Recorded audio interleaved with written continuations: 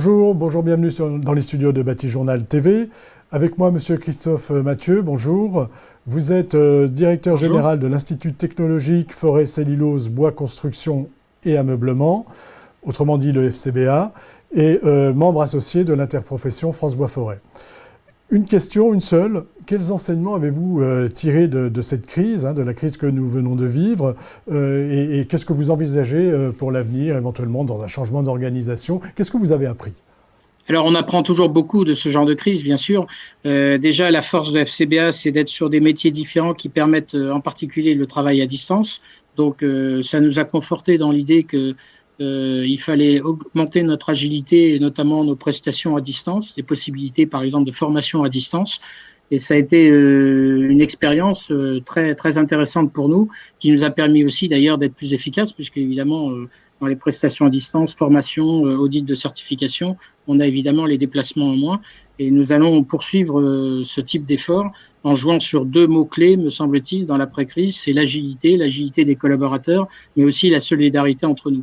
Il n'y a pas d'un côté ceux qui peuvent travailler et ceux qui sont obligés d'être au chômage partiel.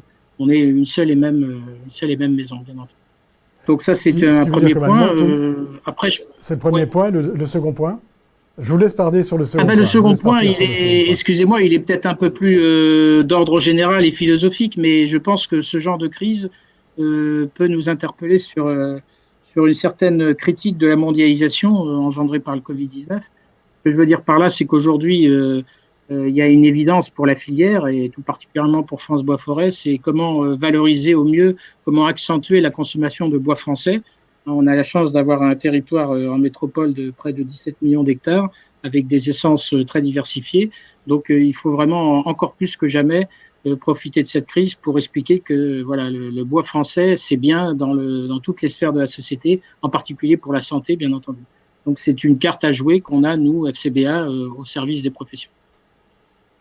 Ce qui veut dire que pour vous, cette crise va certainement accélérer le processus, ou en tout cas aider le bois français à pénétrer mieux son marché.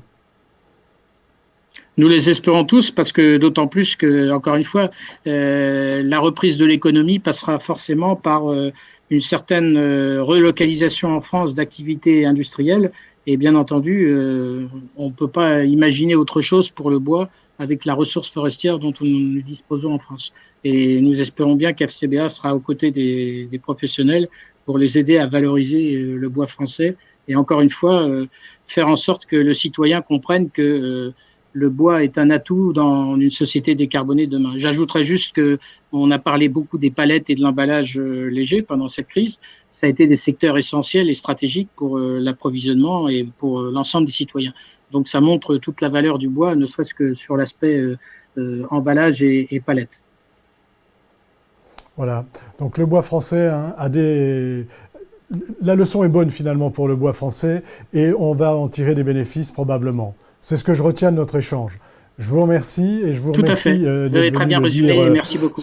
Je vous remercie, moi aussi. Et puis, une émission à retrouver sur Bâti Journal TV et sur le site de France Bois Forêt. Merci beaucoup à vous d'être venu nous dire tout ça sur virtuellement Bâti Journal TV.